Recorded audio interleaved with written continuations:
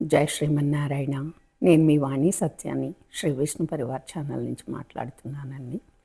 Welcome to our channel. జై శ్రీరామ్. నా పేరు రేఖ.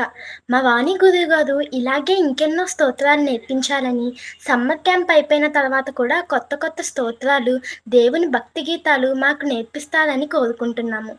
ఇలా నేర్చుకోవడం వల్ల నాకు ఎంతో సంతోషంగా ఉంది. ధన్యవాదములు. జై శ్రీరామ్. నా పేరు నైనిక. సమ్మర్ హాలిడేస్ లో మా పేరెంట్స్ మాకు కొన్ని దేవుని స్తోత్రాలు నేర్పించాలి అనుకున్నారు. ఆ క్రమంలో శ్రీ విష్ణు పరివార్ వారు పిల్లలకి సమ్మర్ క్యాంపు నిర్వహిస్తున్నారని మా బంధువులో ఒకరు లింక్ ఫార్వర్డ్ చేశారు. ఇందులో పిల్లల కోసం ప్రత్యేకంగా శ్రీ ఆదిత్య హృదయం నేర్పిస్తున్నారని జాయిన్ అయ్యాను. ఈ గ్రూప్ లో ఒక 60 స్టూడెంట్స్ ఉన్నారు. వాణి గురువు గారు శ్రీ ఆదిత్య హృదయం మా అందరి చేత ఎంతో ఓర్పు శ్రద్ధతో పద విభజన చేయిస్తూ శుద్ధ ఉచ్చారణతో నేర్పించారు. అంతే భక్తితో మేము నేర్చుకొని ఇలా ఈరోజు మీ ముందు నేను నా మిగతా ఫ్రెండ్స్ తో కలిసి శ్రీ ఆదిత్య హృదయం చాంటింగ్ చేశాము.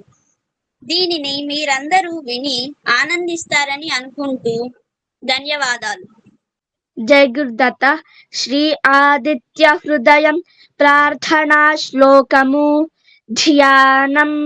ధ్యేయ సదా సవితృమండల మధ్యవర్తి నారాయణ సరసిజాసన సన్నివిష్టః కేయూరవాన్ మకర కుండలవాన్ కిరీటి హరి హిరణ్మయ వపుర్ధ శంఖ చక్రః తతో యుద్ధ పరిశ్రాంతం సమరే చింతయా స్థితం రావణం జాగ్రతో దృష్ట్వా యుద్ధాయ సముపస్థితం దైవతైశ్చ సమాగమ్య ద్రష్టుమభ్యాగతోరణం ఉపాగమ్య బ్రవీద్రామం అగస్త్యో భగవాన్ ఋషిః రామ రామ మహాబాహో శృణు గుహ్యం సనాతనం येन सर्वानरीन् वत्सां समरे विजयिष्यसि आदित्य हृदयं पुण्यं सर्वशत्रुविनाशनं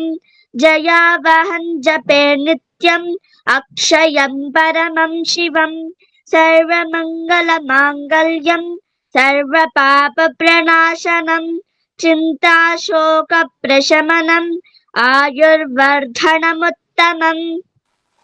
రశ్మిమంతం సముద్యంతం దేవాసురనమస్కృతం పూజయస్వ వివస్వంతం భాస్కరం భువనేశ్వరం సర్వదేవాత్మకో హ్యేష తేజస్వీ రశ్మిభావనః ఏష దేవాసురగణాన్ లోకాన్ పాతి గభస్తిభిః ఏష బ్రహ్మా చ విష్ణుశ్చ శివः స్కందః ప్రజాపతిः మహేంద్రో ధనదః కాలో యమः సోమో హ్యపాంపతిః పితరో వసవः సాధ్యా హ్యశ్వినో మరుతో మనుః వాయుర్వహ్నిః ప్రజాప్రాణా ఋతుకర్తా ప్రభాకరः ఆదిత్యः సవితా సూర్యः ఖగः పూషా గభస్తిమాన్ సువర్ణసదృశో భానుర్ हिरण्यरेता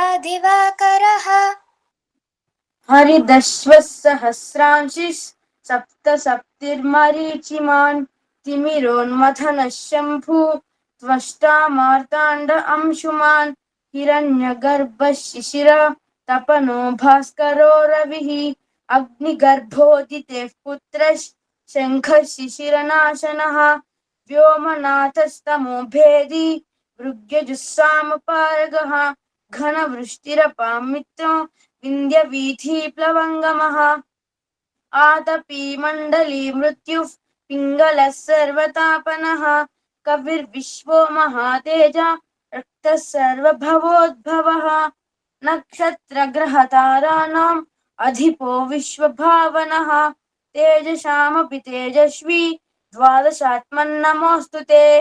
नमः पूर्वाय गिरये पश्चिमे गिरये नमः ज्योतिर्गणानां पतये धिनाधिपतये नमः जयाय जयभद्राय हर्यश्वाय नमो नमः నమో నమః సహస్రాంశో ఆదిత్యాయ నమో నమః నమ ఉగ్రాయ వీరాయ సారంగాయ నమో నమః నమః పద్మప్రబోధాయ ప్రచండాయ నమో నమః బ్రహ్మేశానాచ్యుతేశాయ సూర్యాయాదిత్యవక్షసే భాస్వతే భ్రస్వపక్షాయ రౌద్రాయ వపుషే నమః తమోఘ్నాయ హిమగ్నాయ శత్రుఘ్నాయ మితాత్మనే కృతజ్ఞజ్ఞాయ దేవాయ జ్యోతిషాం పతయే నమః తప్తచామీకరాపాయ వన్హయే విశ్వకర్మణే నమస్తమోభినిఘ్నాయ రుచయే లోకసాక్షిణే నాశయత్యేష వైభూతం తదేవ సృజతి ప్రభుః పాయత్యేష తపత్యేష వర్షత్యేష గభస్తిభిః ఏష సుప్తేషు జాగర్తి భూతేషు పరినిష్ఠితః ఏష చైవాగ్నిహోత్రం చ ఫలం చైవాగ్నిహోత్రిణాం వేదాశ్చ క్రతవశ్చైవ క్రతూనాం ఫలమేవ చ యాని కృత్యాని లోకేషు సర్వ ఏష రవిప్రభుః ఏనమాపత్సు కృచ్ఛ్రేషు కాంతారేషు భయేషు చ కీర్తయన్ పురుషः కశ్చిన్ నావసీదతి రాఘవ పూజయస్త్వైనమేకాగ్రో దేవదేవం జగత్పతిం ఏతత్ త్రిగుణితం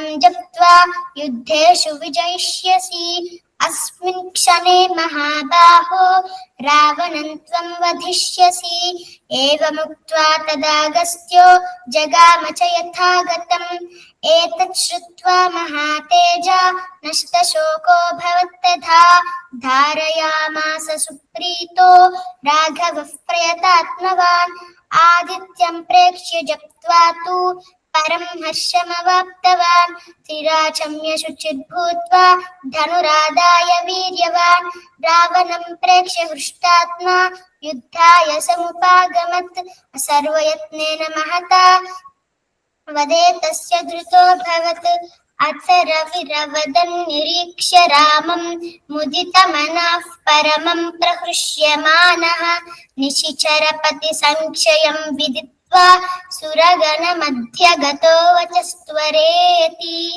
ఇతి శ్రీ ఆదిత్య హృదయం సంపూర్ణం. ఈ వీడియో కనుక మీకు నచ్చినట్లయితే కనుక లైక్ చేయండి, షేర్ చేయండి, అలాగే సబ్స్క్రైబ్ చేసుకోండి. మీ లైక్స్ మాకు చాలా ఇంపార్టెంట్ అండి. మీరు అందరూ కూడా లైక్ చేస్తున్నారు. ధన్యవాదాలు. ఉంటాను.